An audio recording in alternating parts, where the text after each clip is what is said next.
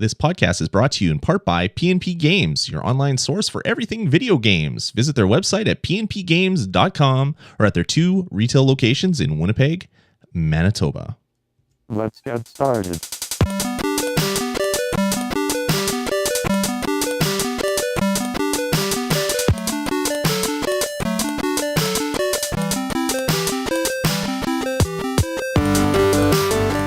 All right, everybody, and welcome to what we're calling the E3 2013 Sony Press Conference Special Edition Ultra Combo Turbo.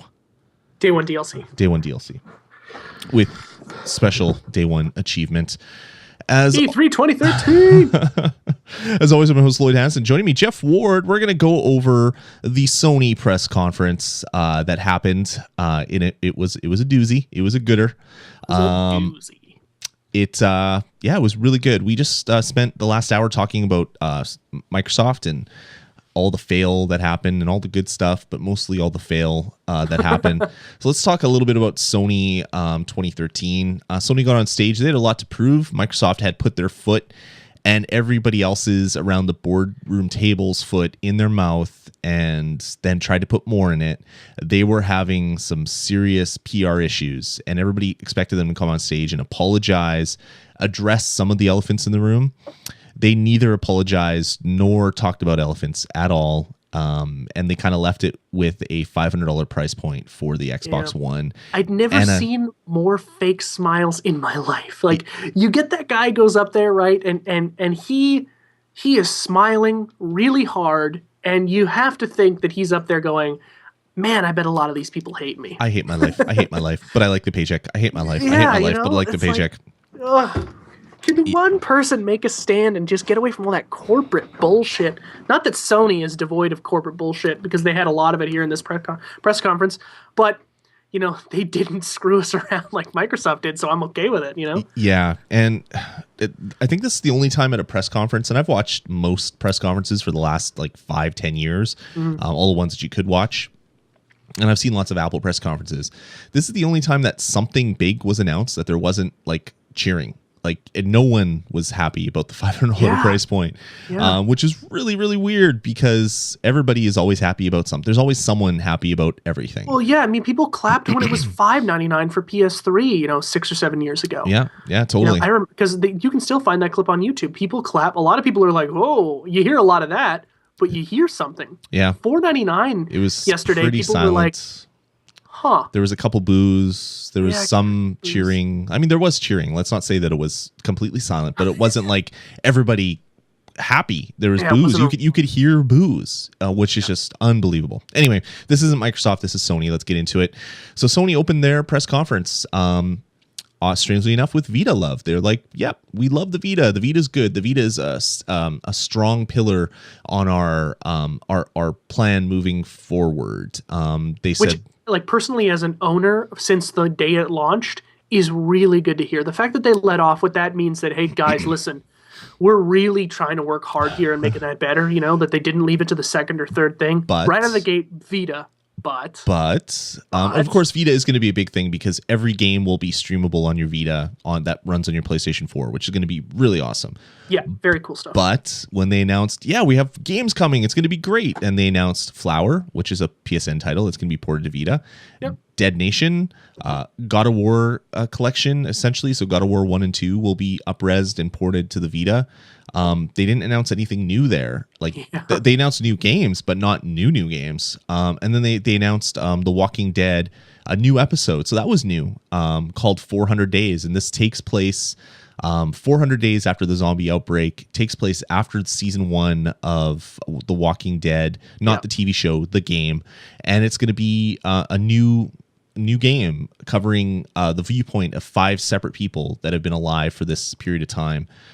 Looks really cool. This isn't a Sony exclusive. It might be a timed exclusive maybe, but it's going to be coming on probably Xbox, PlayStation 3, Vita, iOS, and PC. It's going to be on everything. This is effectively season 2 of The Walking Dead. Am I right? No, this is a addition to season 1. So season 2 is still coming, but this is coming in July. It's coming really, really soon. Walking Dead. It'd be a cool portable game to play. Yeah, it'll be cool. I mean, I played the Walking Dead season 1, episode 1 on my iPad, and I really dug it. I played the whole game on my PlayStation 3, so I love that even more. But yeah, pretty cool. They also announced a new Vita bundle. That is the Walking Dead bundle.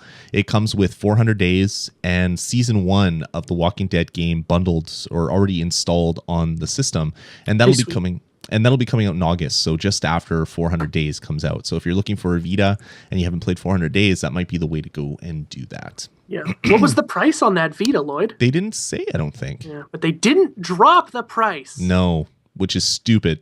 Like I guess you were like me, right? It. We were sitting there and thinking like, okay, so they're gonna $199, $199. It's gonna come $179, $150, something. Yeah. Oh, yeah, do 230, $229. Who cares? $247. Like, knock a couple bucks off of it. You know, we're just splitting hairs. Yeah. All right, give me tape a nickel. a dollar bill to the box when I buy it. Something. Yeah. No, they did nothing. It's the exact same price. When they left it and they were like, "Okay, now we're done with the Vita. Let's move on." I was like, "What?" It was weird. Sorry, it was really weird. And then they followed that up with something else that was really weird. They showed a new video for The Last of Us, which is coming out Friday. So like a few days after the conference, it's coming out.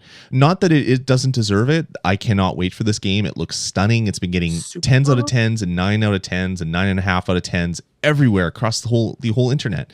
But the game comes like Thursday at midnight, and they're showing like a 3-minute trailer on a really expensive stage that probably costs them like hundreds of thousands of dollars per minute of video time.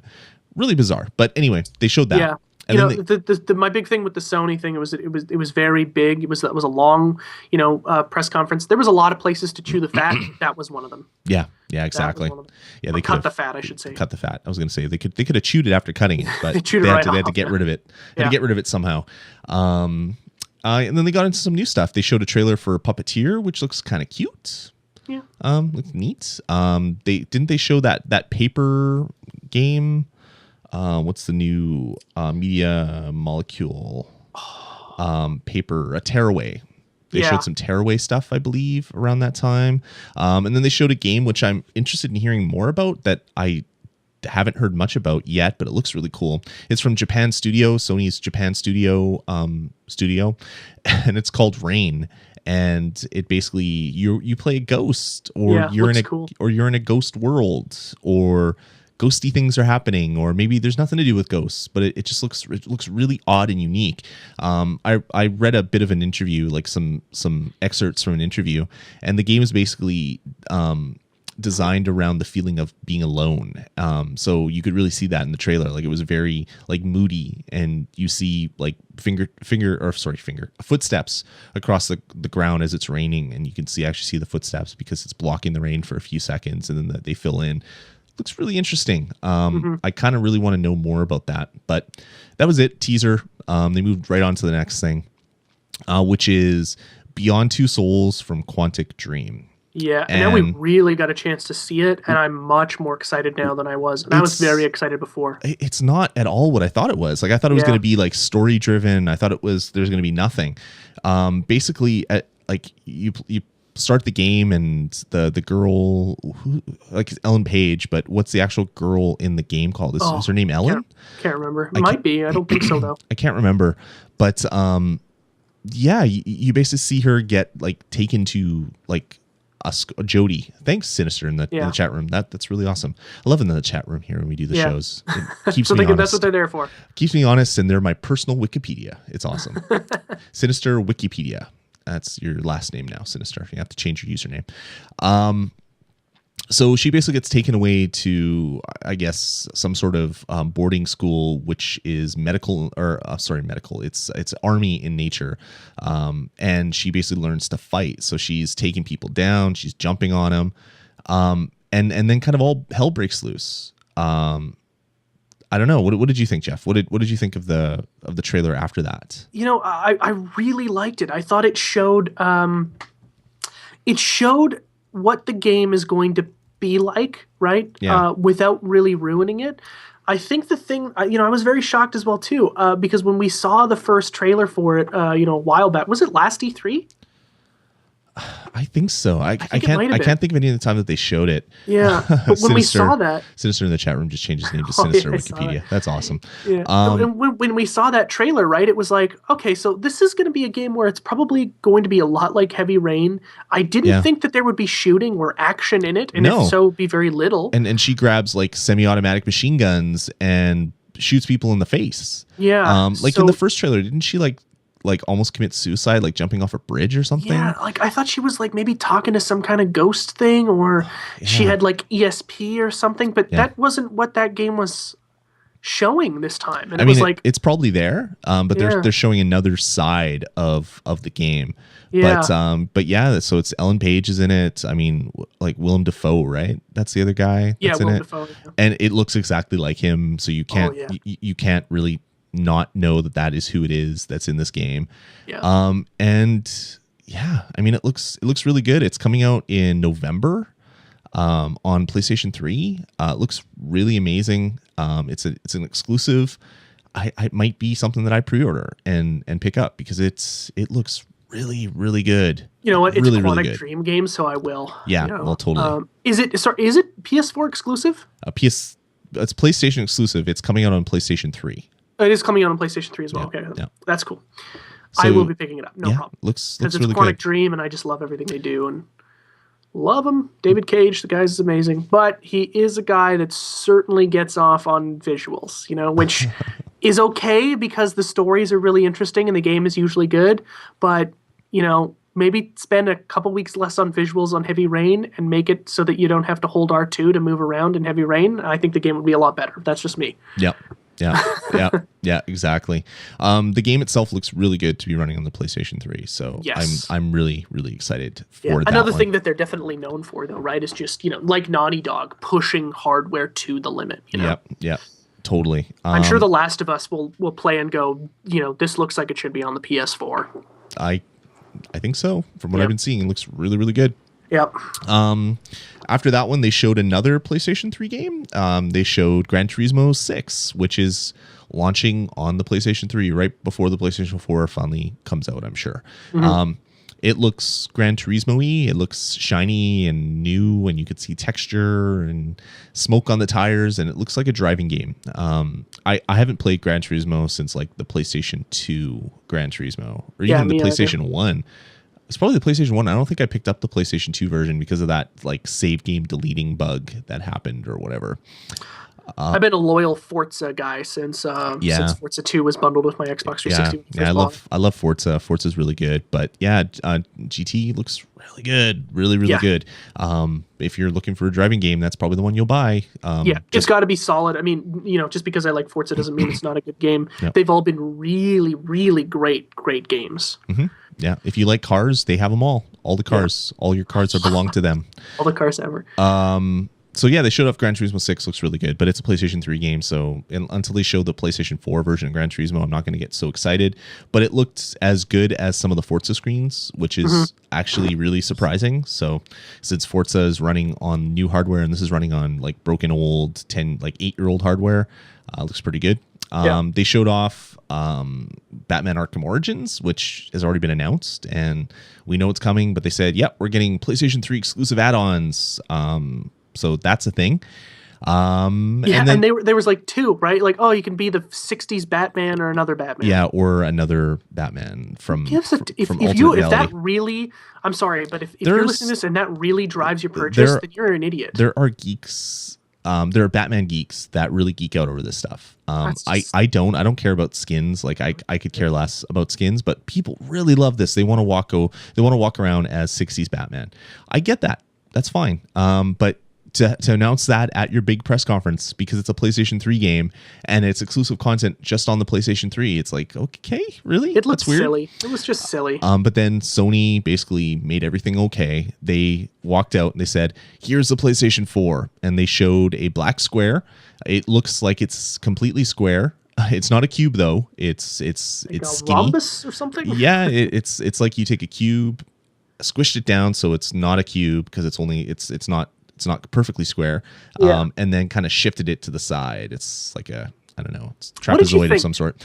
It's small compared to the Xbox One. I mean, you could put You could probably fit like 4 of them inside. The yeah, and Xbox if you One, took one and cut it into chunks, you could probably fit 5 or 6 of them. Like it's not like a 1980s like Betamax top Yeah. loader. It's It's nice and small, but I would like to see it up against the launch design of the PS3 to see how they stack up. yeah. It's sleek. You know, it looks okay. It doesn't look bad. It doesn't look great. It's a weird design, but you know, it's not a VCR.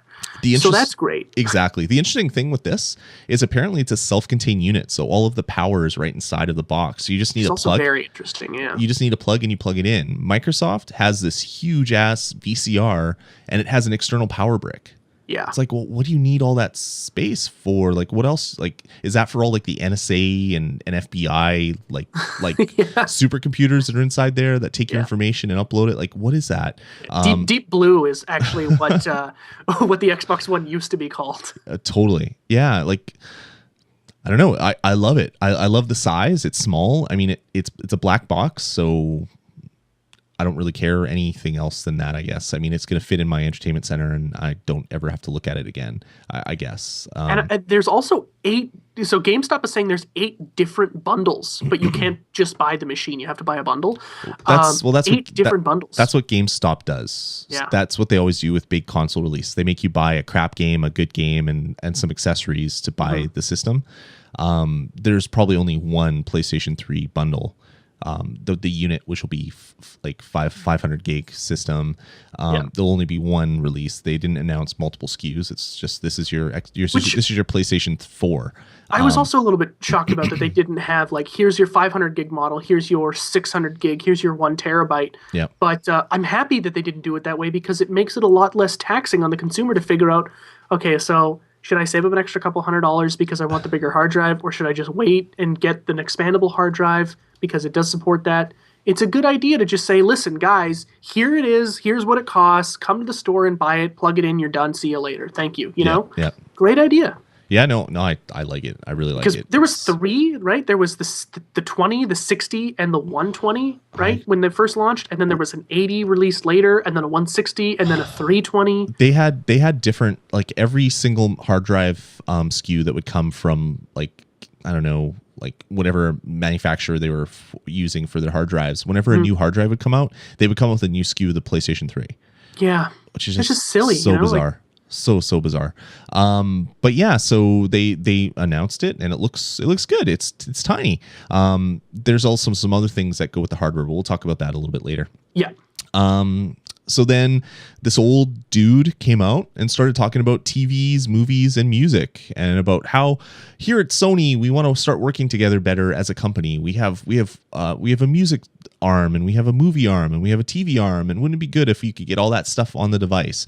And then that's when Jeff texted me and said, "Do you owe me a steak dinner?" And I was like, I don't know. I asked you. No, that's what I said. Do you owe me? Do you owe me a steak dinner? And I said, nope, not unless it's a set top box. Yeah. And it turned out it wasn't. What they're announcing is that Music Plus, or is that what it's called? Music Plus, Music Sony, Unlimited? Music Unlimited and Video Unlimited is coming to the PlayStation 4, and it'll be available right at launch in US at least. Which, by the way, does not mean that it's free and or really unlimited. So they didn't announce like a pricing SKU for it, but you're going to pay. I think. Music Unlimited is already, it's $120 a year. It's $10 a month. But you can buy it a year at a time for $60, and they always have PlayStation Plus bonuses where you buy it for like $40. And that is basically a year of streaming music, just like it's like Pandora or whatever. But it's as Sinister said in the chat room, it's $41.99 right now if you're a PlayStation Plus member. So it's iTunes Radio. Yeah, it's essentially, except iTunes Radio is free. Yeah, exactly. I'm just saying that I should have finished that sentence instead of just stopping, but I go with iTunes Radio instead because it's free. Yeah, exactly. So they announced that, and then they announced Video Plus, which will be kind of like it looks like they're trying to do their own Netflix thing, and they want to make their own content, which will be part of that service. And they want to push that across your PlayStation, Sony televisions, and a Vita. So if you have a Sony television, a Sony Smart TV, you'll be able to get this service somehow, and it'll probably just be another Netflix that you can subscribe to, which is interesting.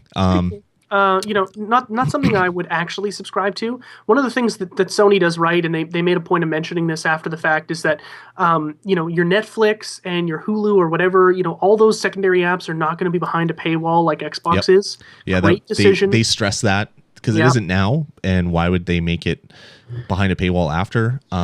They also announced a bunch of other services like Redbox and some other ones that are going to be coming. So they really want this to be your Roku box, but a Roku box that plays video games, which makes more sense than saying, that cable thing, which is leaving the house. Well, we want to be the thing that replaces that, but still uses it. Sony is saying we want to replace that cable box. We want you to watch your television. We want all your entertainment to flow through this device. And we'll let any service that wants to make an app for this.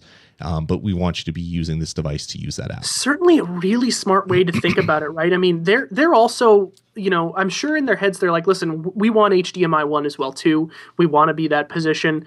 We want to be kind of what a set-top box is like, but we don't care about your cable services. We just want to give you enough options so that you can make that choice for yourself, and that's a smart way to go about it, right? You're like, we've got your Hulu, we've got your Netflix, we've got now Sony Entertainment, is coming in, and we're going to be supporting a lot more of that content coming through. You're going to have your radio or your streaming music, all this stuff you can get in one place. But, you don't have to stick your RCA cable in the back of it and, then have to figure out how it's supposed to work with your service provider. And, you're going to have all that stuff we don't care about, which is really the way that everything is moving, right? I mean, it's silly that Microsoft wants to be in the TV business when the TV business doesn't want to be in the TV business anymore, Yeah, they want to get out of that. Yeah, it's exactly really bizarre. So the old dude hobbled off stage with his walker, or almost he seemed like canes. His legs were canes. He seemed really like old school, not just old, but he seemed like old school. Like, I've been in this business forever, and he's like the guy drinking scotch at his desk. Bumbled a lot. He couldn't speak very well. Yeah, it was like, wow, that really is like the old industry. That is what people like Apple and Microsoft and Google deal with when they start trying to make bargains with these people to put their content on their devices. It's like, wow, that's old industry. And then you look at all the execs that are in the gaming industry, they're all like semi-young, like they're in their 40s, 50s, and not their 80s. It's really, really bizarre. Yeah. But anyway, that guy walked off the stage knowing only what the internet was for the last 7 days, yeah, but then he forgot it 3 steps later. Exactly. And then moving on, they got into actual PlayStation 4 stuff. They're like, Kate, we're getting the PlayStation 4 thing. And then they ran a trailer, and it's basically this horse and carriage, and there's a bunch of people in the horse and carriage, and you get a little more details on each character, and then it pulls back more, you get more details, pulls back, and you see that they're like holding like weapons that look like alien weapons. Like, they look not just like guns that you would see in that era. They're a little bit more high powered than that. And then it pulls back even more, and you see like zeppelins in the air and all this other stuff that never happened in that time. And then they break into a city. I can't remember what the name of the city was. They bust through the gates, essentially. Like, the gates open, but they just fly into the city. Yeah, new something. It was like something. It's like, it reminded me of like Deadwood or something. Like, it was like the name of it was like, oh, nothing good's gonna happen there. Yeah. Whitechapel, Sinister. What the heck are you like? He's a computer. I'm not convinced that you're not a computer, Sinister. Sinister's real name is Deep Blue. Yes, Whitechapel. Exactly. I was like, Whitechapel sounds innocent. It's not going to be innocent. And then as they move in, like, a bunch of stuff happens, and the girl knocks on the glass, and the driver's like, "Oh no, it's okay, ma'am," or "It's okay, mom. Things are okay." And then they stop the horse and carriage, and then next thing you know, there's this big boom, and the horse and carriage shakes, and everybody kind of looks around, readies their weapons, opens the door, and you see that the guy that was driving the horse and carriage is just like eviscerated. And then it's like, holy crap, stuff is going to happen. This is going to be awesome. A tram goes overhead. And yeah, like Sinister said in the chat room, it was like very like Sherlock Holmesy. It was like very Elizabethan almost. Yeah. And then they pull out these like pulse rifles, and like demons and vampires and flying things come flying at them, and they just like light them up. And it's like, yeah, like could you pick out what they actually were? Because I No, get the no, feeling like they're going to be some kind of monster, but I don't know what they are. They look like kind of demonish kind of things with long nails, like these weird creatures. But the game is called The Order 1886, and it is like a must purchase for me. It looks so unbelievable. Like the characters are stylized in such a way that they don't look human, but they look human. Like, you know what I mean? It has that kind of look where they kind of alter the body a little bit, just so it's like Dishonored, where the character models are altered a little bit so you don't get like the uncanny valley, but the rest of the world just looked absolutely beautiful. Looked grimy and dirty and stinky, like it's what that world would be at the time. And yeah, it looks really great. I can't wait to find out more about that. Like, this is the first I've heard of this game. I mean, it was just announced on stage. It looked unbelievable. It definitely looked like one that I want to pick up on release day. The look of it, and I said this before the show, but for those out there who haven't, who weren't privy to that conversation, it reminded me a lot of the video game Nightmare Creatures in the way it looked, and that really excited me because that was a fun game in tone. It was pretty crappy mechanically, but it was a really interesting game, the way it looked and the way it was designed. Obviously, this is not that game, but I looked at it, the same way you did and went, okay, so can I pre-order this now? Because I don't have the console and I want it right now. Yep. Yeah, totally. Order 1886, cool name too, right? Like it feels like there's secrets there you want to figure out, you want to be a part of it. Yeah. Probably going to be some good co-op going on as well too. It looks really good. And as they're saying in the chat room, which we forgot to mention, it's being developed by Ready at Dawn, who basically did mobile stuff. Like, they did God of War's Chain of Olympus and what was the God of War, like God of War Ghost of Sparta or whatever. Both great games, which were awesome games. And now they're making they're making The Order 1886. From Jack and Daxter to The Order 1886. Exactly. A weird jump, but a jump nonetheless. And they're making a game on a console that is more powerful than anything else they've ever worked on, and it just looks unbelievable.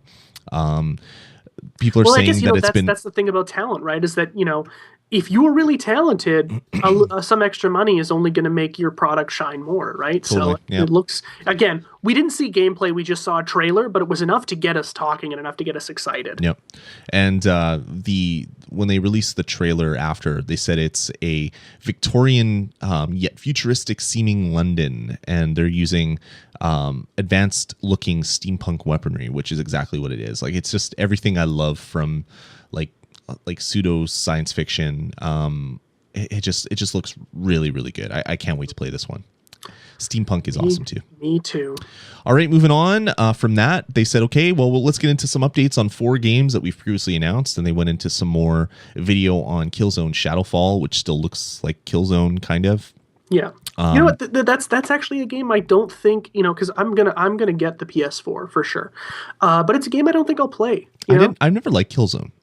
I really do. I like the series, and I think 3 was a great game, and I think 3 was a great way to end it. Yeah, I didn't play 3. I played the first one, and it was just like, and then I played the second one. I'll play the Killzone on the Vita. I'll play it because I'll need something to play on the Vita. But I'll play PS4, Tiddlywinks on the Vita right now. Yeah. It would make it really good.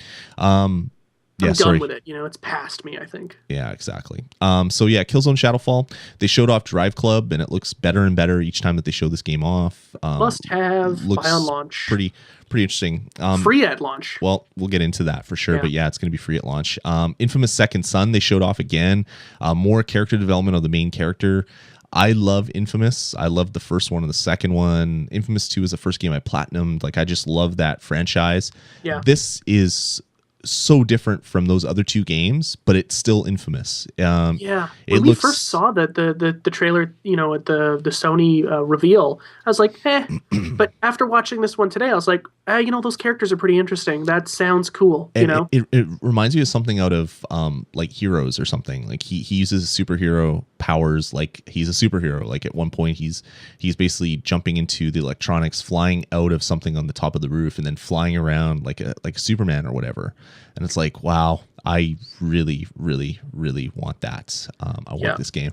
So I love the line where he's like, he's talking about all his powers, and he's like, oh yeah, that's friggin' awesome. You'd think this is terrible, like how they're coming, and he's like, but no, this is freaking awesome. Yeah. It's like, and I'm like, okay, so this kid's gonna cause some crazy havoc, and I get to do it. Like, and you're not Cole. You're not like super dark Cole that is like grumpy and stuff. Yeah, looks really cool. And then they went into Knack. All right, moving on. Yeah, don't care. Quantic Dream gave a demo of a game of theirs running on the PlayStation 4, or not even a game of theirs. They just gave a demo on the PlayStation 4. They called it the Dark Sorcerer, and you had this old dude basically making magic and then making stuff happen, and stuff is burning, and I'm like, what is this? What is this? What is this? It was so interesting, right? And you're like, oh my god, this is dark as hell. This is a great performance. Yeah, and then you have this little goblin comes up and gives him a staff, and he's casting, and he's like, oh, what's my line? And he stops, and then you see like the cameras, like the lights go up bright and then go out, and then everything's green screened. Like this ball that was glowing on his desk is just a green screen with like a little like a QR code type thing on it for tracking, and it's just like, what's happening here? They pull the switch, and then essentially it's the old man face that they showed off at the PlayStation 4 reveal. And this is a tech demo, and apparently there's more to come. They said they're going to be basically giving you the full version on Thursday at their booth, so we won't find out for another couple days. But it's just like, is this a game? Is this a demo? Is this something? Oh, Sinister said the full 10-minute version's out today. I thought it was on Thursday. It's just a tech demo. Already, Okay, so it's just a tech demo. So it looks really, really good. The particle effects, like, it's really good. I can't wait to see actual games on the PlayStation 4. And they do that a lot, you know. Quantic Dream. Quantic Dream does that all the time. They did it with that robot thing, you know, that kind of gains sentience or whatever, which was really interesting. Yeah. Again, all these things that they do could be games, and we're like, can you make that a game? And they're like, no, we're not. But it's a game. Tomorrow it's a game. But you know, it's cool, and it was very. I hate it when they do that in movies, right? Where it's like this dark scene, and then they pull back, and it's like, you know, the record scratch. And they're like, all right, reset. I hate that. But when they did it, I was like, oh, those bastards got me. Because I was so into it. I was so into it as well. I was sitting there on the edge of my seat, like, what is this going to be? What's he doing? Who's he trying to punish? What did they do to him? He's old, so it's been like, has he been beaten up his whole life? Like, what's going to happen? And then, it's just. And then it was actually really funny too. Like the writing and the performance was great. You know, he asked the director, he's like, you know, I just want to make sure that I'm really getting into my character. And the guy's like, it was like, you're doing okay. Just keep doing what's my vision? What's my purpose? Like, why am I here? What am I trying to do? And it's like, no, you could just do it the way you did it last time. I mean, that was pretty much perfect. And the guy's like, oh. And then he introduced himself to the goblin. He's like, hey, I'm Frank. Hey, Frank. A video whatever his name was. It was great. It was great. Yeah. He goes, he asked him, is this your first video game? He goes, yeah, it is. He goes, welcome to hell. Yeah, exactly. What a great line. Yeah, exactly. That was funny.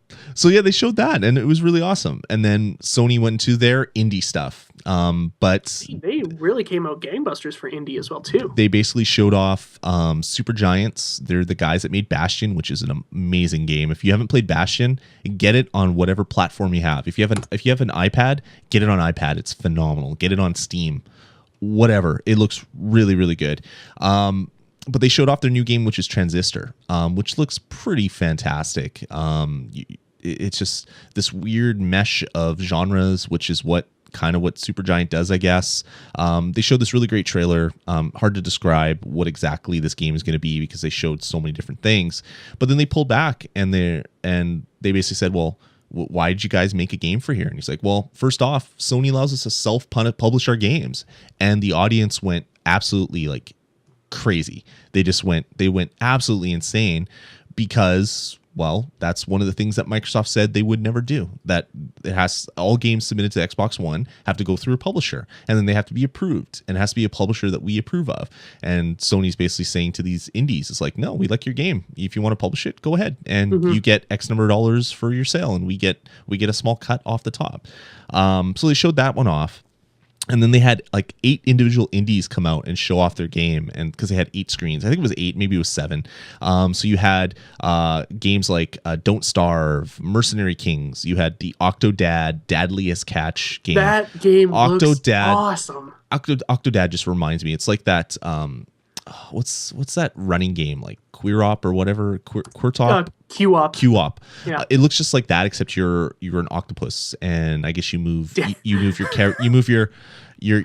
tentacles with your analog sticks and knock stuff down. It just looks so stupid. But this is going to be on the PlayStation 4. They showed off Oddworld. They showed off a bunch of other ones. And the big announcement is that all these games are going to appear on a console first on the PlayStation 4. Whether they're on other ones, whatever, but they're coming first to the PlayStation 4. Which is pretty awesome. So Sony, that was one of the big things. Like I texted you right away, Jeff, and I was like, "Yep, that's one tick off the checklist of things that they needed to do to get all their digs in at Microsoft," and that was the first one.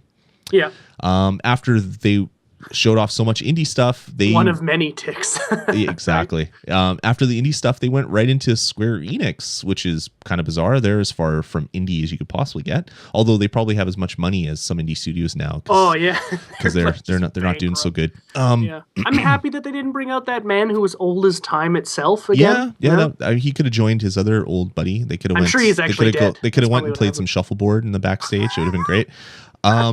But they showed off, they had a video, and they showed off Final Fantasy Versus 13 again, but this trailer looked unbelievable. Like it looked crazy good. Yeah. And it looked almost like it was like live action. It didn't seem to be any turn-based stuff, no kind of like RPG overlay over top of it. It looked almost like an action game. So I wasn't convinced it was Final Fantasy until they announced it was Final Fantasy Versus 13. I was like, oh, interesting.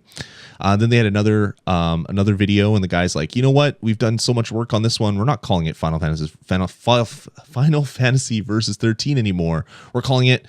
And then logo came up, Final Fantasy 15, and the crowd went wild. It's like, okay, so we know we're getting Final Fantasy 15. Yeah, but we're really just getting Final Fantasy 13 Versus 2.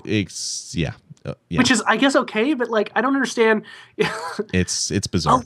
The crowd went crazier when they named it a different name. It's the same game. Their game naming scheme is really, really bizarre. It's stupid. And then they had one more thing to show us, and they showed off a teaser for Kingdom Hearts 3 running on PlayStation 4, and it blew a lot of people away. It looked beautiful. It looked really good. I cannot wait to play it. It's now in development, which I found was really funny.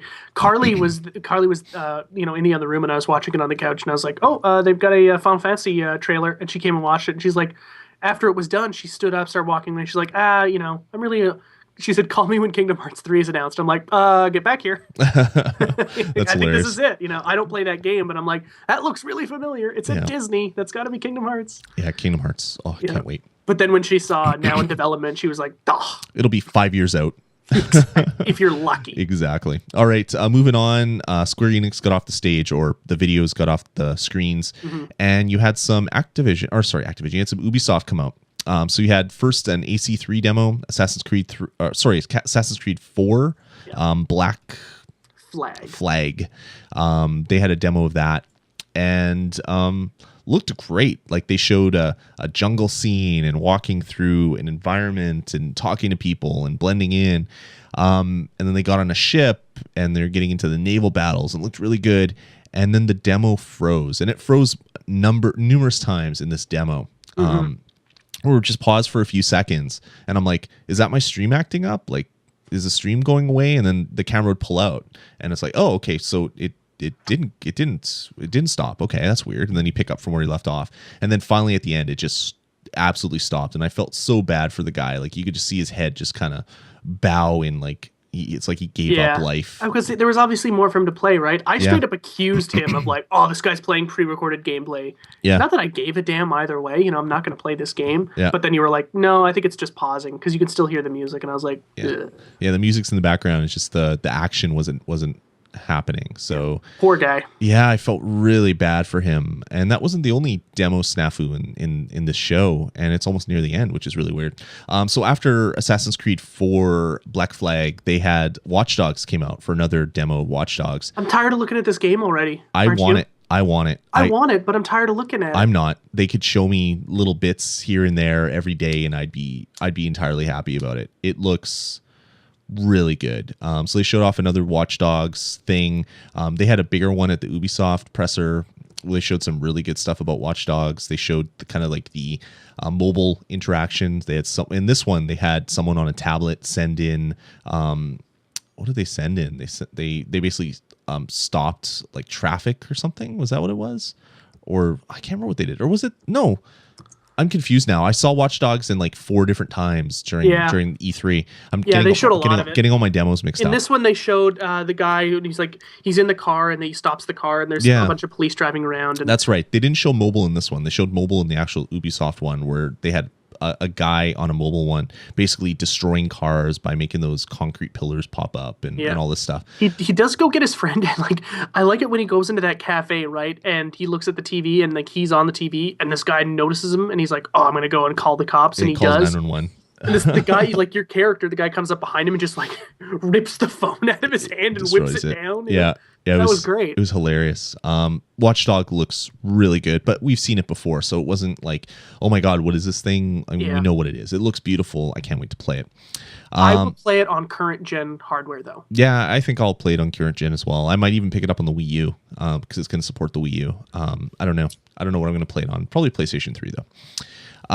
After Watch Dogs, they showed off Elder Scrolls Online and they teased something exclusive. And I was like, oh my God, is this going to be, did Sony buy this game and is paying them like all the money that they own and selling stuff like all those office towers they sold in Japan?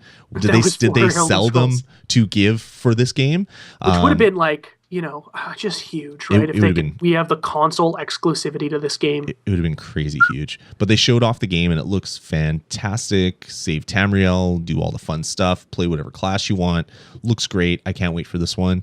But they did have an exclusive. That it's not just like exclusive armor, like their Diablo 3 tease is we have exclusive armor from God of War and blah, blah, blah, blah. I think it was like... I don't even remember what the other ones. It doesn't really matter. Who cares about exclusive items? It doesn't do anything. But this one, the beta for this game is exclusive to the PlayStation 4. So that's the only place that you're going to be able to play in the beta, which is pretty damn huge because MMO betas are a big thing. People get right into it. They get excited for it. If you want to play this game, you need a PlayStation 4 until it hits launch. So that's which is kind of shitty because I know that so many people applied to play the beta on PC. And I'm sure the PC beta will be available as well. This is probably just the console. Just beta. Console exclusivity. I would assume so, but who knows? Who knows what it is? They didn't get into that. I would assume that the PC will also have a beta as well. They did also say, and this is post-conference, that Elder Scrolls is going to be for Xbox One and PS4 only. It's only going to be next-gen hardware, and it won't be coming out on current gen, which kind of sucks because I would love to play it on the 360 because I know a lot of people who would buy it if it was on there. But, you know, not that big of a deal. You know? It wasn't like like a shocking moment or anything. So yep, exactly. Yeah. All right, the next trailer... they teased something. You didn't really know what it was. There's this guy driving this souped up car. It looked kind of... I actually knew what it was. Did you? Well, and I not because I had heard about it before, but because I was like, I said to Carly, she's watching with me, I'm like, man, this really looks like Mad Max. And then it was Mad Max, and I was like, holy shit, like that's awesome. Yeah, it looked really good. They had all this like run up. This guy's dying on in the middle of a desert. He's like, kill me. Yeah. He opens his gun. Or give me some water, you know. Yeah. He opens his gun. He has one shot. He basically gets in his car, drives away, but then runs over his face. And it's like Mad Max. Like, holy crap, there's a Mad Max game. This is absolutely insane. An open world Mad Max game. It's going to be so good. That's just me throwing my money at my computer and just, why didn't it go in? Where is my game? You know? Yeah, totally. It looks really, really good. So that was the last really game thing that they talked about until the final reveal that they did. But then Jack Tretton came on to talk shop. He's like, we want to talk to you guys. You guys having a good conference so far? We just wanted to clear a few things up. First, this is where can we? You know what? I kind of want to get on a run with this and then the price and stuff. Can we talk about the last game and then go into all that stuff? Because I feel like it. Or do you want to? Yeah. Sure, I guess so. I mean, everybody probably knows what was said because it's been online. That's true. But yeah, we can do it if you want. You know what? I realized that this isn't like, you know, the night of the conference. This is the next day. So yeah, it doesn't matter. Then. Okay. So Jack Tretton comes on to talk some shop. He's like, yeah, we want to clear up a few things. There's a lot of stuff happening over the last little while. Let us be the first to tell you here today that the PlayStation 4 has no used game restrictions. Yeah. And then the crowd in in the arena goes absolutely just insane. They're I just turned screaming. my volume down. Yeah, it was so loud. It was like, holy crap, they're doing it. I didn't think they would do it, but they're doing it. This is awesome. Just one sentence, and he's just all the chairs go into the middle, and a fire is lit on the stage. And he's just standing there with a knowing smile on stage, just like, yep, I'm the king of the world right now. No one's more popular than me right now. I bet you there was like a bunch of people who were like, can I tell the people that? Can I tell the people that? With Sony, we haven't had a lot of good news in the last little while. Can I tell the people that? Yeah, exactly. Can we get every shareholder up here to exactly, right? to smile with while we do this? Then he's like, okay, yeah, nodding his head, smiling. Yeah, you like that, huh? We have no online needed for offline games. So if you want to play your games offline, your single player games, go for it. And crowd goes wild again, and they're cheering. He's like louder than the last time. It's like, oh yeah, we also don't have any online check-ins. So if you don't, if you go off the internet for 24 hours, your games are still gonna work. It doesn't matter. And everybody's just like, holy crap, people are going crazy. Then he talks about some other things. We have cross-game voice chat built into the console, so you can chat with your friends. It doesn't matter what game you're playing. That's great. Your PlayStation Plus membership, if you already have one, it carries over to the PlayStation 4. You don't have to buy something new. This is what you get. And then he also snuck in at the end that the PlayStation Plus is needed for online play on PlayStation 4 games, which is different. Which, you know what, I don't mind paying for. I'm going to be getting a PlayStation Plus membership probably in the next few days here. And quite frankly, I think that the online system works better if you're paying for it, because the assumption is that they're going to be putting that money into making the system better and the service better, and that's fine with me. It's $5 a month, which is the same as Xbox Live Gold. No problem giving them the money if it's going to be good. Oh, totally. Plus all the free games is just unbelievable. Oh, totally. Yeah, and the free games, you get that money back so quickly anyway, right? Like $60 a year is given back to you in roughly the first 2 months if it's a slow month of free games. Yeah. It's crazy. Especially you sign up this month, you get 5 awesome games. You get Deus Ex Human Revolution, you get Saints Row the Third, you get XCOM Enemy Unknown, I think is what it's called. You get Uncharted 3, and you get what's the last one that I can't even think of? There's so many good games I can't even remember all the good stuff. We couldn't think of them on the last one too. We left that one out as well too. But it's really great. They also said that there's no DRM at all to prevent you. If you take a disc and you put it in your system, it's going to work. It doesn't matter if our online servers are down. It's the disc. The disc is fine. You can put the disc in any console. You can take it over to a friend's console, put it in. It's fine. Little Big Planet karting, that's the one. Sinister, come on, you got to come do the show with me. You got to sit right beside me. You can be my Andy Richter. When I screw up, you can just pipe up and give me the answer. That would be great. Sinister could replace both of us, quite frankly, at this point. Do you want to have the keys to the kingdom? He's done more show than we have. That's awesome. So yeah, they announced all this stuff, and it's like every single thing that Microsoft was criticized for, Sony just came in and just said, "Yep, no, we're not doing that. Oh, we're not doing that. Oh yeah, we're doing that. Oh no, we're not doing that." And yeah, you're gonna love it. They after the show, they had a really great video that they put up on how you share a game on the PlayStation 4. Oh, that was brilliant. And it's like, this is how you share a game on the PlayStation 4. And he basically takes the game, then gives it to a friend. It's just like, what? Done. That's awesome. How could you do that, Sony? You're not that awesome. Like, how are you doing this right now? Like, if the guys at Microsoft are watching that and we're like, oh shit, that's a good idea. They had all sorts of things to shout at the screen, I'm sure. I want to mention quickly though that just so we don't get a bunch of emails of people saying that there is going to be DRM on the PS4, that's not true. The definition of DRM I don't think is really all that understood that great. Sony will be giving the power to the publishers to kind of figure out how they want to do that kind of thing, just like it is now. So nothing changes is what's really important. Yeah. Not that DRM is around. It's just that if a publisher wants to charge an extra $10 for an online code, they have the freedom to do so, which is exactly the same way it is now. And that's what they're saying. Not that, if it's not something that Sony built into the console like Microsoft did. Totally. So I had some friends that are like true Xbox fanboys. Like Jeff, you were an Xbox fanboy. Maybe not so much now, but you were hardcore Xbox. I guess fanboy. you could rebrand me into being an Xbox 360 fanboy, because I still am. It's a great console. Exactly. But some people that love everything to do with Microsoft, they're Microsoft MVPs. They love only Microsoft PCs. They have Microsoft phones. They're Microsoft, pro Microsoft. And when the whole PlayStation 3 announcement came, they're like, oh, well, there's got to be a gotcha. There's got to be a thing. Something's got to happen. And then this thing came out today about that, and they're like, "See, I told you. They're going to do the exact same thing." And it's like, so you're saying that they're just as evil as Microsoft? They're like, well, no, that's not what we're saying. But they're doing exactly the same thing. And I'm like, no. If there's a central server in Microsoft that goes down, like if your data centers blow up for some strange reason, some hackers get in and do something, every single game that has ever been released for your Xbox One will no longer work.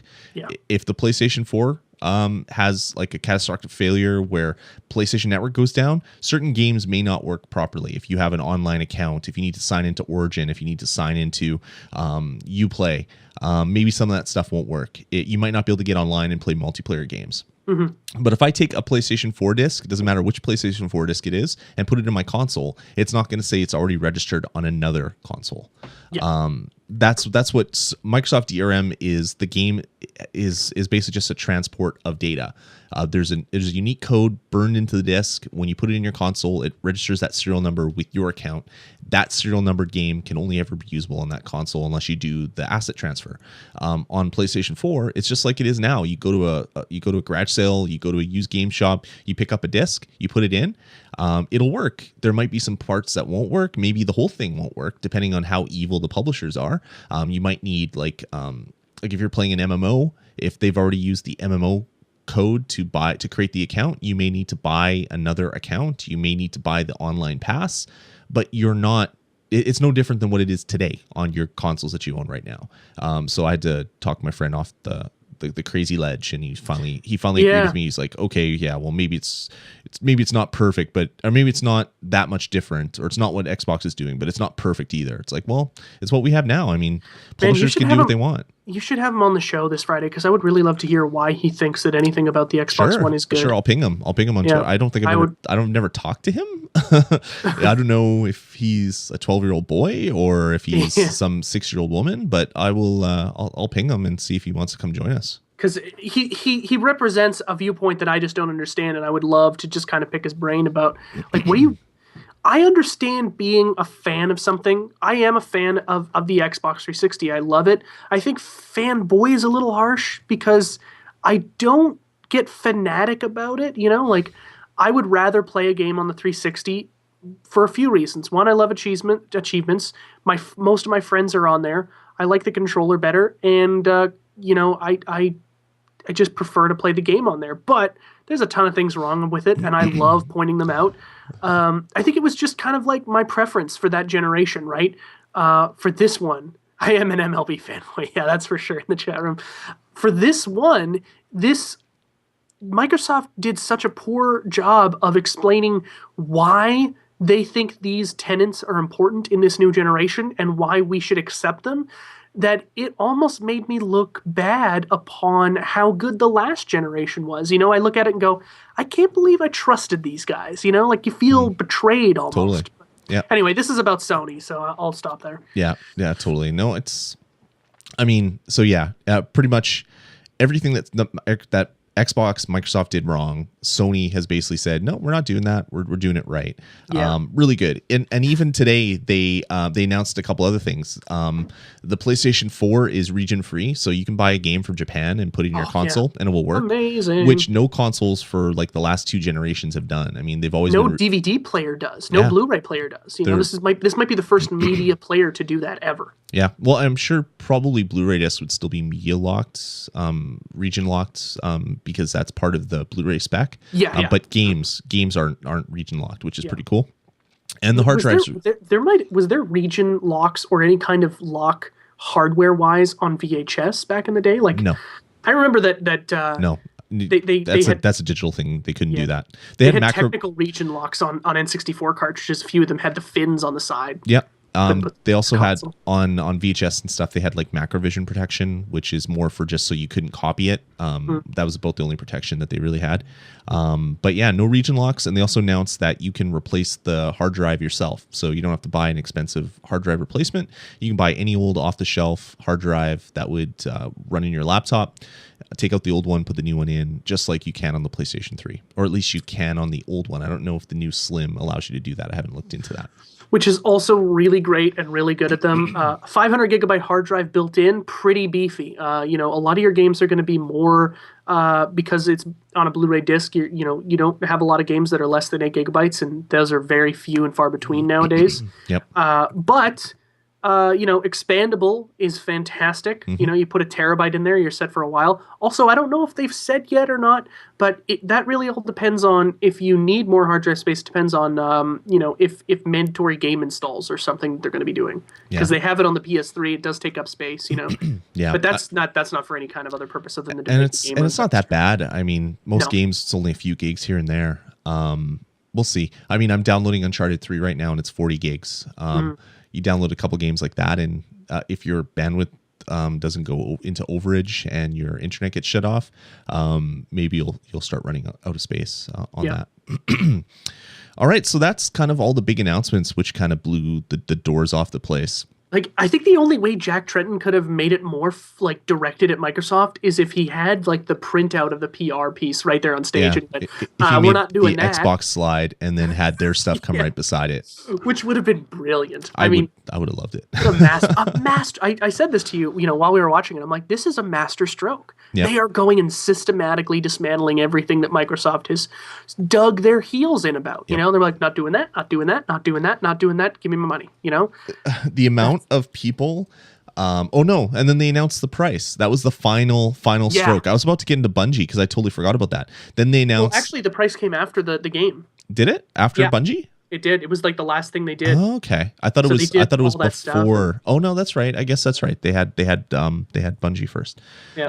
But it's funny. Well, we'll get into that. Well, let's talk about Bungie. So Bungie came on stage and they showed off Destiny, and they had a 3-player demo of Destiny, which is their open world, persistent world MMO. It's been shown off in bits and pieces. Some stuff is leaked. But what they showed was pretty amazing. I was really stoked about it. Basically, my description for Destiny is it's kind of like a mixture of WoW and Borderlands. So you have like an online RPG kind of feel where you're going to different parts of the world, adventuring with your friends, doing single player missions. And then it's Borderlands because you kill something awesome, something big, and it drops something awesome. And you can take that awesome weapon and upgrade it because your weapons level up, I guess, from use. And then they have their own skill trees that your weapons can follow on. So it's like WoW for that, and then Borderlands just because of the fountain of loot that happens when you kill something big, which looks really cool. But they basically showed. Sorry, I cut you off, Jeff. What were you going to say? No, I was just breathing in. Okay. They basically showed this guy gets dropped from a dropship. Says, "I'm going to go on an adventure. I'm going to go into that walled place." I didn't like how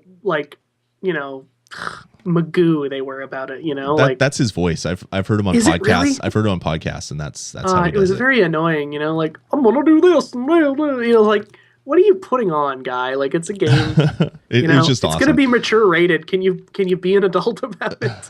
And then you had him meet up with his friend, and apparently his friend was having some technical difficulties, which was really funny because they had a couple of false starts, and then it happened, and they were laughing about it. And it was just two dudes going on an adventure together. So they go into this really crazy building, and the guy looks up that's controlling the camera, and it goes up like 20 stories, and you just see like water leaking from the top, and it just kind of fades into mist, and it's like, wow, that is a pretty decrepit, rusted outside of a building. I kind of like it. And then they go into this environment, and they start shooting things. Like they turn on the lights. This guy has a little thing called a ghost, which I guess seeked out the light control when it turned on the lights. And then all these creatures came out and they started shooting, and then it became more Halo-like. Like they're shooting alien looking things with really crazy, awesome looking weapons. And then they go into another area where they fight a big boss. One guy dies right away, which was pretty funny. At the end of the thing, you could hear the guy say, well, I guess if it was going to happen, this would have been a good time for that to happen. And I guess he wasn't supposed to die fighting that big thing, but the guy landed right on top of him or something. So there was like, they were laughing back and forth, just like what friends would do. It was pretty kind of fun to see that. And then they destroy this big thing. They get some really awesome weapons. And then they go outside and they're like, yeah, we successfully explored this area. It was fun. And then this big, huge dropship, one of their friends drops in. So this girl, who is like kind of like the heavy gunner type role, drops in, and then this huge ship comes over top, and they're like, oh, that's not good. And then after this, the ship goes over top, a whole bunch of other ships come out, start launching, and then you get this thing on the screen where it's like local event happening. And it's like, oh yeah, that's right, they're gonna have all these like things that will just randomly trigger in the area. So while you're out exploring an area, there could be this big event that just happens, and you happen to be near it, and you can jump into it, invite your friends, and go attack. So the big battle was to fight this big six-legged walker. They go in there, they destroy the thing, they get more loot, and they cheer or whatever. But it showed off the classes in Destiny. It's a class-based shooter. They show off the upgrade pass for both the characters and the weapons. They show off the way that you can basically have multiple parties, because different parties were different colored. You could see which groups were together. And then they showed off the fact that you can get into these weird battles that are just spawning around you, because it is an online persistent world. Things are always happening, whether you're playing or not. And right after that, I was just like, holy crap, I'm going to be buying like 18 games after watching this presentation and Xbox presentation. But Destiny has to be right up there with me. And I'm not a huge shooter fan, you know that, but I love Borderlands, and I love World of Warcraft. And this seems like the perfect blend between the two of them. I think Bungie has another home run on their hands. And they're definitely doing better than what 343 is doing right now. You know, I don't want this to sound like I'm crapping on the game, because I'm not, because obviously I haven't played it, and all I have to judge on it is what we've seen so far. I just wasn't into it as much as you were. I think it looks really cool. I think that the ideas it presents are great for multiplayer stuff, and I think it's probably one of the most next gen games we've seen so far, because of how ambitious it is. That said, there's been a ton of hype on this game, and I feel like it's made me a little bit burnt out on hearing about it. I also follow their Facebook group as well too. So like 2 or 3 times a day leading up to the week, they're like, hey, we're going to be showing this. And I'm like, I don't know, man. Like, I think it's going to be great. I'll probably still end up buying it, because why the hell not? I mean, it's Bungie. It's their Bungie. Track record speaks for itself. Every game they've ever made, except for maybe Oni, was just like a masterstroke. This game looks so good. I'm curious as to see if there's going to be a monthly fee, or how they're going to do it. Is it microtransaction based? Like, I know that they've built a universe, right? And that the first part of the game takes place on this area, and then as we keep going with different iterations, we're unlocking different areas of that universe to go to and visit and play. And that's also really interesting. You know, the game didn't pique my like, oh, I gotta play that right now, but it made me think, and I'm like, you know what, they're doing something here that I think has never been done before. And that takes a lot of balls, you know, to come off of a game like, or a series like Halo, and say, listen, we're doing something different. It's not going to be Halo, it's going to be space oriented, but you know, you're going to be doing something completely different. This took a lot of balls for them to do, and you know, for me to say now concretely that I'm not gonna, you know, that it's gonna be bad or something would be stupid, because I don't think that. I think that it's going to be a phenomenal game. It's going to be reviewed very highly. I just don't know if it's going to be my cup of tea. That's, you know. Yeah, I mean, which is fair enough. I mean, just because it's a AAA title doesn't mean you have to buy into it, right? Yeah. Well, I mean, that's what the marketing says. The marketing says you have to buy into it because it's big. But, you know, I'm sure if I do have a, you know, when I get a PS4, it's going to be hard not to buy it. Like, there are a lot of, you know, when Halo 3 came out, I was like, do I want to buy this? You know, I'm not a big Halo fan. I'm like, it's the game that everyone's going to play on my friends list for months. I should buy it based on that alone. And Destiny is going to be on, like, everything. It's going to be on last gen. It's going to be on next gen. It's going to be on, like, the Wii U. I thought it was current gen only. I don't think so. I think, didn't they announce that it was going to be on PlayStation 3 and 360? We'll see if Sinister says so, because he's going to be. He says it's 2014. I thought it was announced for current gen. Maybe I'm wrong. Maybe it's because it was on the Wii U that I assumed that it was going to be on the other consoles as well.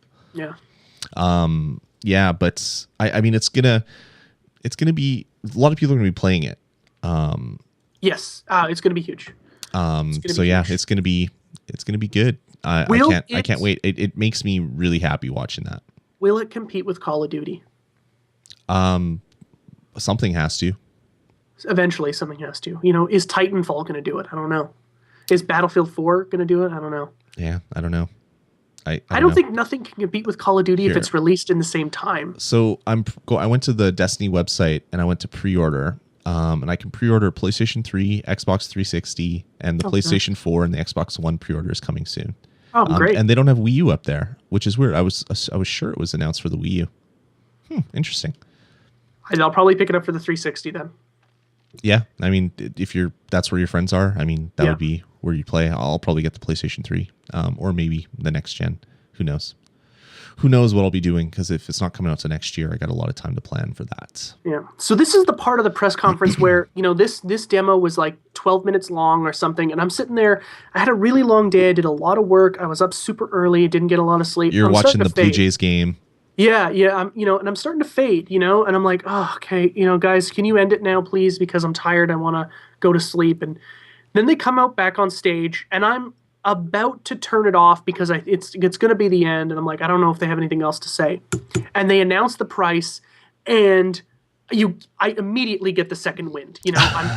I'm waiting for Lloyd, because Lloyd's stream is 20 or 30 seconds behind mine. I didn't want to spoil it for him. I was watching on the Xbox. You were probably watching right on your PC. Yeah, I was watching on my MacBook upstairs, and I'd spoiled a couple things for him already, I was like, so I didn't want to do it again. I will cut a dude. He actually said, he was like, I will cut you. I will cut you. I will come to your house and I will cut you. Yeah. Shut up. So I'm waiting for him. I'm waiting for him to hear it, right? Because I know he's going to send me a message right away. So as soon as my phone buzzes, he goes, $3.99, and I'm like, yeah. Masterstroke. And I text him, down goes Frazier, which has used actually quite a bit last night, which I thought was really funny. And it was a masterstroke. This was the knockout punch they needed. The internet opened up, and it was bedlam. Like, I follow a lot of gamer people, and there was a lot of people that don't like games that were really pissed off yesterday because there was a lot of messages flying about video games. Yeah. I saw people that had been hardcore Xbox players. I mean, and they posted their pre-order confirmations from Amazon. Like, it was just like, what is happening here? Like, everybody is going crazy, and everything that they hated about the Xbox One, I guess the PlayStation 4 is giving them what they want, and the ability not to be locked into your games and locked into your hardware and be spied on and like all this other stuff. It was just like, wow, Sony has never been more smart, and they've done a lot of really stupid things. So yeah, I don't give them a lot of credit when it comes to being intelligent as a company. No, this show has been notorious for its lambasting of Sony's dumb ass decisions, because there have been many of them. Yeah. This whole press conference, in the way that the information that we wanted to know was given to us, was just hit after hit after hit. And it was just really great to see. I mean, there were quite a few people on Twitter who said to me, like, oh, what, $100 is going to sway your decision? I'm like, it's not really $100 that does it. Yeah, $100 means I'm probably going to get 2 games at launch before I get to what the console price with tax is going to be, or for pay an for Xbox your One. Pay for your PlayStation Plus and still have cash in the bank to buy whatever you want, right? It's not that did it. It's the fact that the culmination of everything that that Sony did meant so much. It really. When I talked to Lloyd, because I went and I gave back a game to him. Because we were lending games to each other, something you can do, not for very much longer. And we both said to each other, we're like, listen, man, this is a very big, important moment in gaming. It's going to be a watershed moment. Mm-hmm. And either way it goes, it's going to be a big E3. It's and quite frankly, big story regardless of what was decided on. And the $3.99 price was just like, all right, there you go. It's that's it. That's done. That's all. They just washed their hands of it and said, I said Lloyd this. I said this to Lloyd today. I feel like they were ready to go 350 as well too. If Microsoft had said our console is 450, they would have dropped it lower, you know? And the fact that that stupid ass Microsoft decided to show their cards and say this is our price and give Sony a 6-hour lead on how to price their console. They were like, "Oh, okay, well, $100? Yeah, whatever. Fine. Yep. Do it."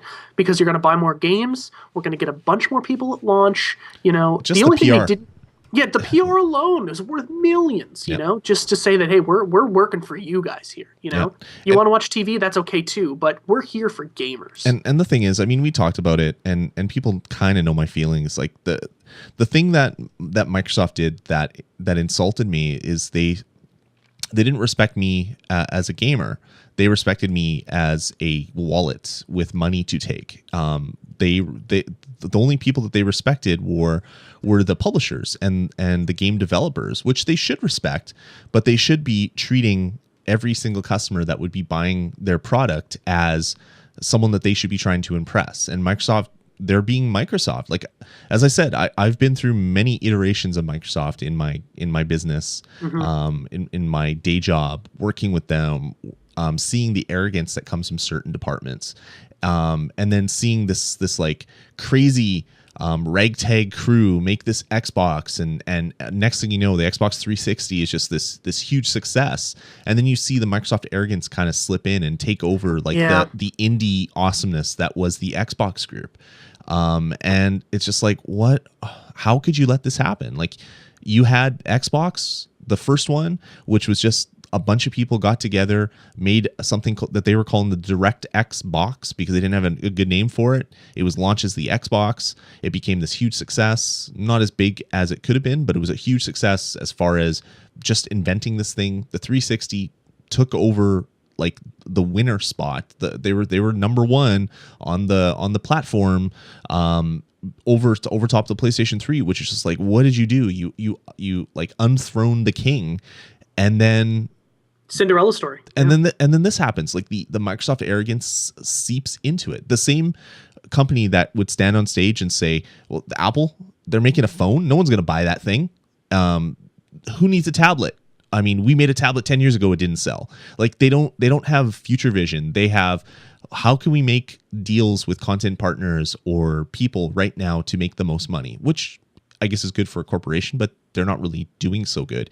But that arrogance, that mentality that we have to basically make as much money as humanly possible, basically like sucked into the fiber of the Xbox group, who used to be more like Sony, more like Nintendo, which is they're about the games. They're about bringing awesome experiences. Yeah, I don't know. And you're definitely not saying that Sony and Nintendo aren't in it to make money. No, business and being in business is about making money. But you're right. Nintendo's really hate, sorry. I really hate to use the word soul because it sounds stupid, but the soul of, I think, Sony and Nintendo when it comes to their entertainment divisions is that they want to give out good entertainment. And Nintendo did a great job with the Wii U and making it a very interesting piece of console hardware. Terrible job marketing it. Sony has done a really good job of making the PlayStation a place to play games and a very solid base to be. And what they did with the PS4 was say, okay, so the PS3 was great at graphics. It was great in other, I don't really know other ways it was great because I didn't play it a lot. And they took those great things that was, what the PS3 was, and brought that over to the PS4 and said, where did it suck? Okay, let's improve that. Let's improve that. Let's improve that. Yeah. And then they had the awareness and the foresight to look at the reaction to Microsoft being an asshole to gamers and saying, Microsoft gets on stage and says, we know what's good for you, and we've already made the decision on it. Whereas Sony says, we know what's good for you, and what's good for you is what you want. Yeah, and that's exactly. a big distinction. I mean, when you look at Nintendo as a company, no one can say that Nintendo is just in this to make money. I mean, they're the company that will sit on a game for 5 years until it's 100% perfect so that gamers will love it. Every game that Nintendo puts out is a masterpiece. I mean, there's obviously a few that have failed. They've had some failures as well. Like the Virtual Boy didn't do so well, but Nintendo has like gamers at heart when they make anything new. Sony, back in like PlayStation 1 and PlayStation 2 was like that. They were making the best possible system for gamers. They wanted to treat gamers like royalty, to have them play the thing. PlayStation 3 was maybe not so much that way. They wanted you to work 2 jobs to be able to afford this luxury item to enjoy the next like beautiful car simulator. And now it seems like for PlayStation 4, they're back to kind of like the PlayStation 1 kind of like, damn the man, we gotta win this thing kind of mentality. We gotta treat gamers like they're people and respect them, and they will buy us. And it seems to be working for them. So yeah, somebody in the chat room, Trevor said that the Amazon.ca PS4 pre-order sold out in hours. You know, and that's I never in a million years thought that I would make a decision on what I was going to buy based on E3, because I've never done that. I always thought it was silly. But the fact that Sony went up there and said, this is for you guys, because they know who's going to buy it day one, and that's gamers, right? They know who's going to spend their entire paycheck of 2 weeks on a gaming console and one game, and that's gamers. It's not, you know, it's not some jackass who wants to pre-record some TV shows and you know, have this camera looking at him all the time, you know, like that's not who your audience is day one. For the first 6 months of a console's life cycle, you're pretty much eating, you know, the bread is put on your table by hardcore gamers, you know, and then other people will adopt it as those hardcore gamers bring their friends over and say, guys, you got to look at this, you know, go and pick that out, you know, or sorry, go pick that up, you know, and I don't think Microsoft gets it anymore. I don't think that the Xbox One's going to fail. I think it's going to be a relatively successful console. I think that day one it's going to be a landslide victory for Sony. I think that, you know, the amount of people lining up to get an Xbox One are only going to be the hardest of the hardcore fanboys for Microsoft, and they're going to buy it no matter what. I mean, Microsoft could have said it was $1,000, and they're like, oh, well, it's worth every cent, you know, and they would have bought it no matter what. So you can't even really count that audience in, right? Yeah. You know, Trevor in the chat room, he would have bought the PlayStation if it was $1,200. He doesn't care. You know, he was going to put his pre-order on it anyway. But the thing is, it's not $1,200. It's $399, and that is a big sign. You know? No, it's pretty amazing. Like you just saw like Microsoft, like their marketing at E3, like they have big banners everywhere. That's like Xbox One input 1. So Xbox One they had period. it in the hotel room bathroom. Yeah. So right above the toilet, actually. Xbox One period, input 1 period was their marketing. And what that means is they want to be input 1 in your living room. So you only use that input to watch TV or play games. It's like, if that's your marketing motto, you're not loving gamers. You're loving the fact that you want to own the living room. It's like, that is the total opposite of what you should be making if you're making a gaming console. Yeah. And I think Sony wants that too, but they want to earn it. They're going to instead do of it, just taking it. They're going to do it naturally. They're going to do it by the fact that they're going to let people put whatever they want on the system. If you want to make an app to do your streaming video, sure, go ahead. Well, you can do it. You can self-publish it even, and put it up on the system. And I mean, for them, the more people stare at the Xbox user interface, it's more of it's a bigger win for them, because it's the more time that people are thinking like PlayStation 4. Yeah, I don't know. We rambled enough about this. We can maybe get into some more on the actual bonus stage later. For sure. But yeah, bottom line, Sony won. They won the internet yesterday. Like I said, the amount of people that were posting receipts of pre-orders like minutes after this presser ended, and these were diehard Xbox fanboys. It's just like, wow, okay, Microsoft really did not think this through. They made all the mistakes that they possibly could, which seems to be the par for the course for Microsoft as a corporation for like the last few years.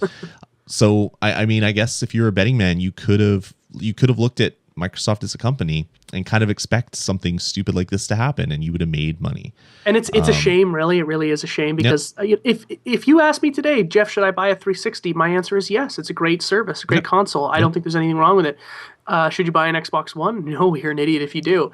I wouldn't say you're an idiot, but you're definitely not. An idiot is my mean way of saying it. You're not get them fired up. You're not someone that is thinking about all the limitations that Microsoft is imposing on you as a consumer. Yeah. They're taking stuff that you've done from the Atari 2600 away. That's 7 generations of consoles that you are not going to be able to do that stuff on this new system, which is crazy. Yeah, Jeff Keighley had a post interview with Jack Tretton afterwards, and when Jack Tretton was done with the interview, he actually physically dropped the mic and walked off the stage. There's a gif of it floating around. I think That's he just awesome. he just drops it and walks away. And Jeff Keighley's like, what'd you do that for? I was like, oh man, he had to do it because he was wireless up there, right? Yeah. Like, what is he gonna peel off his lav mic and throw it on the ground? He could have had a cardboard cutout to a microphone, but it wouldn't He have made the nice pop. Just like pulled it out of his suit and just went, yeah, done. Dropped and then smacked his mic on his chest just to make the sound. Yeah. It was too long. The press conference was way too long, but it was really good and it ended well, and Sony did a fantastic job. Exactly. And I am now going to be buying a PS4. I'm going to be pre-ordering it when I can. Yeah, I will be pre-ordering one as well. I wasn't gonna get any console at launch. I was gonna wait to see how things shook out. I figured I'm a PS4 guy now. March or April of 2014, I'll figure out how things go and then make a decision from there. But I'm like, you know what? I want to support Sony. Not that they need my money, but I want to support them because they just did such a good showing. And I want to be one of those gamers that says, Sony, I understand what you did and the decisions you make, and I appreciate it. Yeah. No, and the more people that do that, the more numbers are going to be in Sony's favor, and the more like holy crap moments Microsoft is going to have, and maybe they'll change what they're going to do. Exactly. Yeah. I mean, because they did say that on that thing, right? Is that we can change this, decision at any time. So yeah, they won't. They got to be feeling so stupid about themselves right now. It's like, I would love to be a fly on the wall of just like the head execs at Microsoft, Xbox as they watched that. I gotta ask, how many chairs has Ballmer thrown this week? I really need to know that number. Is what I want to know. All right, well, that's going to about do it for our E3 2013 Sony Presser Special Edition Turbo Day 1 Special DLC.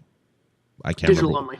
Digital only. Thanks guys for tuning in. Hopefully you listened to the Xbox One and this one and enjoyed it. Let us know. Head on over to vgpodcast.com.